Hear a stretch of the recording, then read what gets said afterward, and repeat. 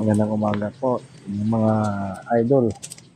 So for today's video, ay ipapakita ko sa inyo kung paano ko binaklas yung throttle body ng Toyota Wico.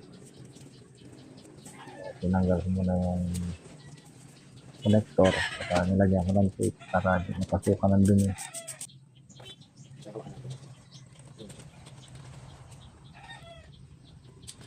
Ingatan lang po na huwag masira yung ano ng loob kasi napaka-failan po yung ano ng battery fly niya sa loob.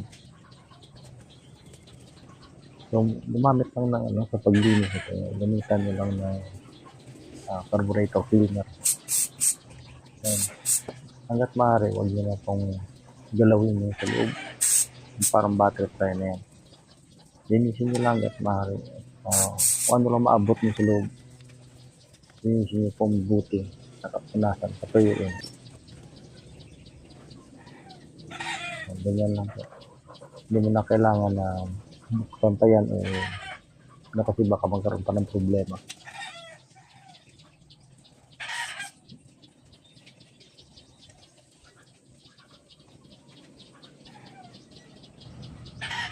Huwag kayo matakot ng loob. Pagbaklas nyo. So, para malinis na. Yan. Tuyuin lang yan. Try kalit. Kapag kalit, ingat din po. Lalo na. Meron. Yan.